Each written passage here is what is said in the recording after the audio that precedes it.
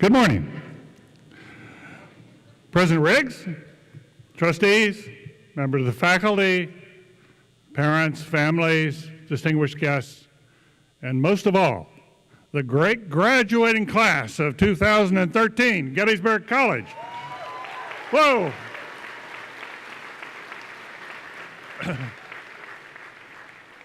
Wow, what a day. What a class. And what a great privilege it is to join you here for this occasion. I've heard many things about this class. I've seen now you in action. We heard Anthony. We've seen you march by. It's a terrific class. You're graduating. You've earned this graduation from one of the finest education institutions in the country. You have defied the trend toward trying to learn in college simply a craft. You have stood up for liberal arts, which is so important. You understand that the broad base of education that you've acquired here will serve you in many ways throughout life. A good friend of mine who built one of the biggest companies in America always used to argue, if you want to succeed in business, hire poets. Hire poets because they think outside the box. And you come here to a school that is steeped in history, and yet the face of this college is always to the future. And that's a wonderful place to be. And beyond that, you have a sense of humor. As you marched in today with these wonderful flags denoting the various subject matters here, the majors, the final student to come through, each one has a designation, whether it's the arts or Chinese studies or the like. And the last fellow who came through here had one. It had no insignia at the top. It didn't say anything. So I asked him, I said, well, what major do you represent? And he said, it's classified. It's classified. I said, well, who are you? He said, I'm the valedictorian. I said, all right, you have a sense of humor too. A smart answer, it's classified. He got me for a second. I was thinking, what do they do here at Gettysburg? They've got this relationship to the military, but my goodness, what's going on here? So I congratulate you here. I am very pleased and honored to also join here on this platform today. Two other honorands, Ambassador Julia Chang Block and Miss Bryant. Is wonderful to be here. It's also very, very good to be here with Tom and Joan Norris and, of course, Anthony. So all of that is good. I will tell you that Julia Block, as you were walking by here this morning, she was looking at you closely, and she was looking at the women, you know, and she said, Tory Burch is going to make a fortune out of this class. She said, well, over half the women have on the Tory Burch sandals. And I said, well, you know, that just goes with the time. So it's good. It's good to be here. Now, the skies may open up. I doubt it, but if they open up, I will try to make this the shortest speech since the Gettysburg Address. But I'm also mindful of the fact that we have some research from the Department of Psychology at Harvard that says if a commencement speaker goes on much more than 20 minutes, only about a quarter of the audience, the class, continues to pay attention. About a quarter of the audience fights off sleep and hangovers. And about half the audience engages in sexual fantasies. So I'll try to keep it under 20 minutes if I can. Now, I first became intrigued with Gettysburg College when I met the daughter of a woman who is a good friend and colleague back in Massachusetts. Brett Howley was here as a student at Gettysburg and told me wondrous tales of her happiness at the college. Each summer I noticed she volunteered to work for a nonprofit. One summer, inspired by this college, she went off to work in Tanzania. Well, since graduating last year, Brett won a fellowship and has been in Rwanda, helping to bring nutrition to impoverished children. I don't know where Brett Howley will be eventually. I don't know what she'll do, but I do know a spirit of service will go with her wherever her journey leads. That is the spirit of Gettysburg College, and spirit in which all of you take justifiable pride. Not long ago, the White House recognized this college as one of the top 5 in the nation in its commitment to service and civic engagement. It has often struck me that this spirit of service and leadership, so carefully cultivated on this campus, is deeply rooted in the soil of the battlefields nearby. It calls to you these days just as bugles called men and women to service in the war to save the Union. As all of you know, this year is special to this community. Exactly 150 years ago, men forged the destiny of America right here, through the battle of that summer and the immortal words of Abraham Lincoln that fall. It seems only fitting that on this day and with this class, we explore the connections between the events of 1863 and students 150 years later. More books have been written about the Civil War than any other event in American history. It was, of course, our most violent event, a war that claimed over 600,000 lives, almost as many as all the rest of our wars combined. It appeared that the last great hope of man would fail. But here in the fields of Gettysburg, along with Grant's breakthrough in Vicksburg, the tide was turned. The fighting and suffering here, as Lincoln soon told us, gave America a new birth of freedom. I bet most of you in this graduating class will long remember what happened in Gettysburg. I hope that you will continue to ask yourself all your lives, why? Why?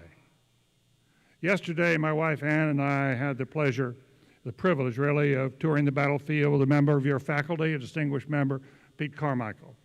And we went from day 1 to day 2 to day 3, and he had the tales that he told us that were so spellbinding. We ask ourselves, why again? Why would thousands of Confederate troops charge upward on an open field, running hundreds of yards through a hail of bullets and cannon fire coming from above? As they neared the Union lines on Cemetery Ridge, Pickett's charge must have seemed an act of madness to them. Why would Union troops, outnumbered and nearly out of ammunition, affix bayonets to their rifles and charge down through the woods at Little Round Top into what seemed sure suicide? Why would a majority of students on this campus voluntarily enlist in the Union Army, throwing down their books and taking up arms to defend against General Lee's impending invasion?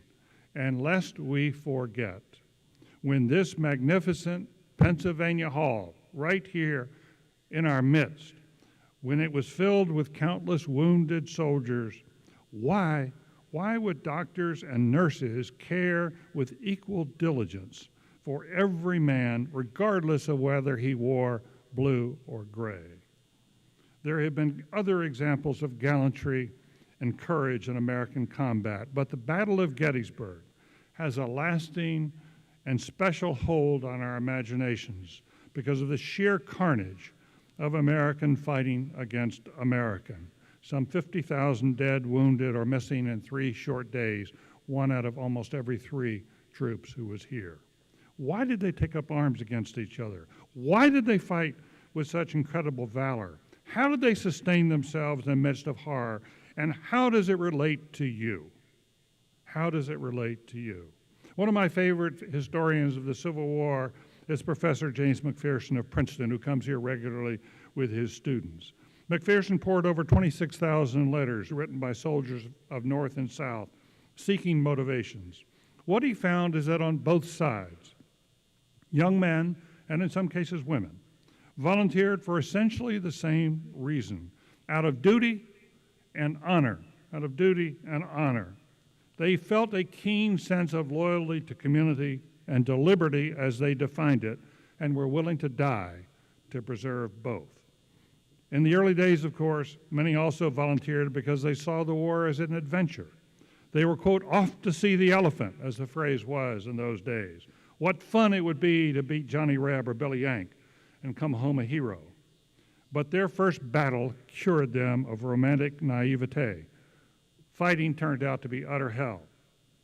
What James McPherson found, however, was that even as adventure turned into nightmare, soldiers on both sides were willing to re-enlist because of their continuing commitment to duty and honor. Through defeat as well as triumph, they wanted to continue serving in a cause they believed just. What McPherson also found was this: and moments of supreme danger, when bullets started flying and adrenaline rushed, soldiers needed more than their sense of duty and honor, as important as that was. They also had to find a primal passion deep within. They had to reach into their souls, and they did. They found that when faced with death, they were willing to undertake incredible acts of bravery for a simple reason: in order to protect their comrades, their friends. Friends count too, and they really count when you're in a crunch. Men joined up, in other words, out of a spirit of service to their ideals. They then fought out of a spirit of commitment to their friends. Those who survived Gettysburg and other battles suffered terribly. They saw swords rip a friend's head from his body. They saw mutilation and horror. Many lost a limb, lost loved ones, lost dreams. One would have thought that quenched their spirits, that they would have been beaten down for decades to come. But do you know what's astonishing? For many who survived, the war actually strengthened their inner spirit. They looked back with pride. They became what Henry V envisioned at Agincourt: we few, we happy few, we band of brothers. Oliver Wendell Holmes Jr. was one of those brothers. Those of you who go on to law school will know Holmes well, and I know there are a number of you planning to go on to law school soon. Holmes was a national legend for nearly 60 years, a giant of the law. But history first discovered Holmes when he was a young man. As the Civil War started, he volunteered to join the 4th Battalion, Massachusetts Militia, and went off to see the elephant. He was wounded 3 different times in battle, once so grievously he nearly lost his life. Yet, years later, here is what he told fellow veterans. Quote, "This was a man who went through the toughest battles with his friends, served his country, put his life on the line repeatedly, and here's how he remembered it. Quote, our generation that carried on the war has been set apart by experience. Through our great good fortune, in our youth, our hearts were touched with fire. Our hearts were touched with fire. It was given to us to learn at the outset that life is a profound and passionate thing." Now, why do I tell you all of this? What does it mean for you, the graduates of Gettysburg College 150 years later? I believe there's deep meaning. You too will have your hearts touched with fire if you leave here to enlist in causes greater than yourself. If you sign up out of a sense of duty and honor to your country, and if you come to work and love those at your side. Few of you will be called upon to serve this nation in military uniform. Over the past dozen years, less than 0.5% of those of military age have actually signed up for possible duty in Iraq and Afghanistan. But the truth is, America needs you, all of you. America needs you to serve in the years ahead. We don't need you so much in uniform overseas, though we salute those who were honored last night as graduates of our OTC. But that we need the rest of you in civilian dress, rebuilding our country at home. You must answer fresh bugles. Our military leaders have made it clear countless times in recent days that the biggest threats to the United States are no longer overseas, not China, not Iran, not North Korea. They are here on our own doorstep. Since the days of ancient Rome, it has often been true that powerful nations crumble from within. And you don't have to go into a nonprofit or into government to serve. You can serve the common good in business.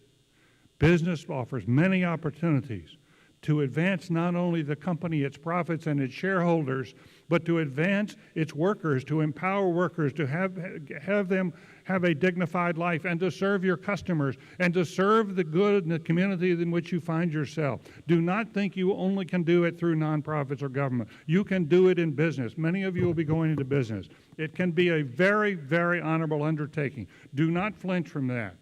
It can be a very honorable undertaking, especially for those of you with liberal arts backgrounds, to remember to make business serve the common good. Uncle Sam now needs you to go off and see a different elephant, conquering the great challenges of our own time. We need your leadership in transforming a public school system where less than half acquire a college degree or a vocational degree, and the rest are left behind. We need your help in rebuilding the middle class in this country so that people can find jobs, feed their families, and look after themselves without asking or having to rely upon outside help. We need your help in closing the yawning gaps in inequality so that your lot in life is not determined by what you inherit, but by what you earn. And we need you to change our culture so that we no longer accept so many men and women having children out of wedlock. Dads as well as moms must step up and end this epidemic. In the Civil War, the sons of affluent merchants fought alongside field hands who had left their plows. Together they became brothers. We must restore that sense that we are all one family, that we are in this together, and yours is a generation that can get us there. Many believe you are incapable of meeting these challenges. 2 weeks ago, Time magazine made a splash with a big cover package on millennials. Yes, on you and others like you across the nation. The Time package was a real slam. They called you the, quote, me generation, and reported that you are lazy, self-absorbed, entitled narcissists. And by the way, you still want to live with your parents. Your generation, on average, exchanges 88 text messages a day, but your empathy has gone down as measured by various statistics and measurement sticks. Your empathy for others has gone down because you no longer have as much face-to-face communication. You no longer spend as much time talking to each other. And with that, they report you have less civic engagement and lower political participation than any previous generation. In short, says Time magazine, your generation holds little promise for the future of America. With all due respect to my friends at Time, I believe they have it completely backwards about you and about millennials more generally. Are there narcissists among your generation? Of course, but they were a significant part of my generation too. They always have been, they always will be.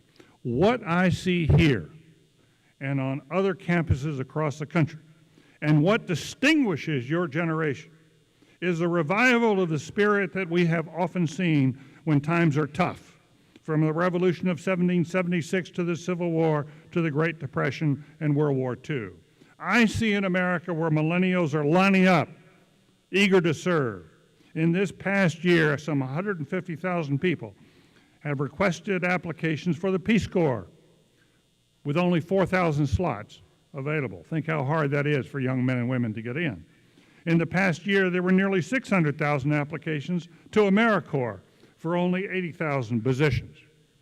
At Teach for America, where Wendy Kopp asked graduating college seniors to teach in the toughest urban and rural schools in the country, applications have shot up this year to 58,000, many of them here coming from Gettysburg College. 58,000 applications with only one slot for every 10 applicants. Hard to get into Teach for America, hard to get into these volunteer organizations these days.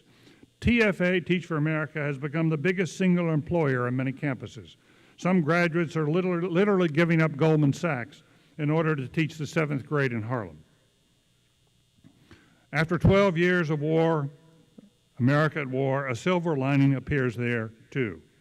The young men and women coming back from Iraq and Afghanistan, taking off their uniforms and volunteering to rebuild America.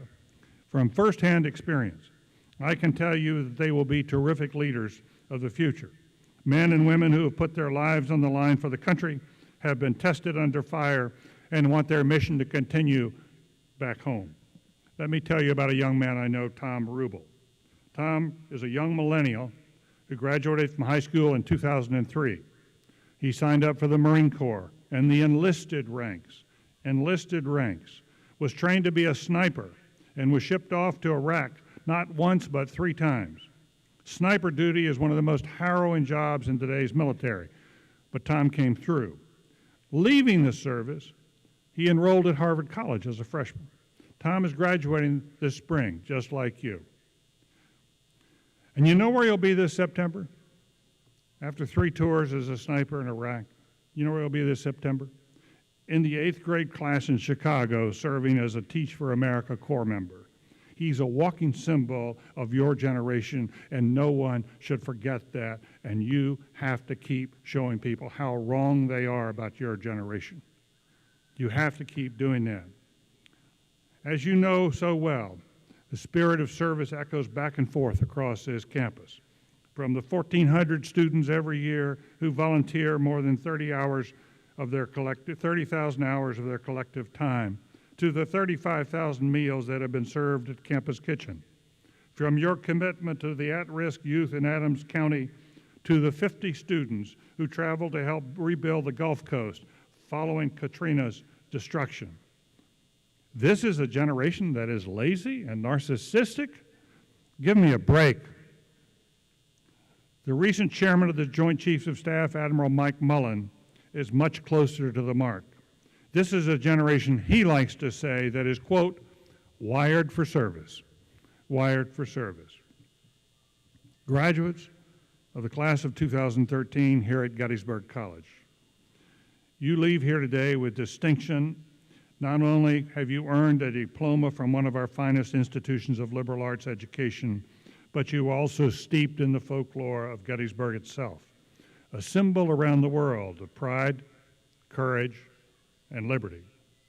You leave here on an occasion that will be long remembered, the 150th anniversary of a battle that reversed the tide of history and in turn, in Lincoln's words, gave America a new birth of freedom. You enter a world where jobs are scarce, times are tough, and your critics say you are lazy and can't hack it. This is the very moment for you to prove you're made of sterner stuff, to show the world just what you have inside. 150 years ago, a generation didn't hesitate to answer the call. Many on these battlefields gave their last full measure of devotion. Those who survived looked back with pride, a band of brothers for life. They proved to the world just how strong they were. Now it is your turn to answer the call to service, to help America and your fellow citizens in a time of need. It won't be easy. There will be days when your spirits will sag. Change is hard, very hard and long work. But may your generation answer the call with high purpose. When the going gets tough, may you sustain each other with a passion for each other. And one day, when you return here to Gettysburg, may you look back and say that when you were young, your hearts too were touched with fire. Congratulations, good luck, and Godspeed.